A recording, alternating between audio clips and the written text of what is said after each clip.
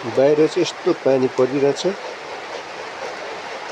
भित्र भने चाहिँ मकै भुटिरहेछ आमाले। अब म त्यो पनि देखाउँछु, मकै भुटिरहेको थियो।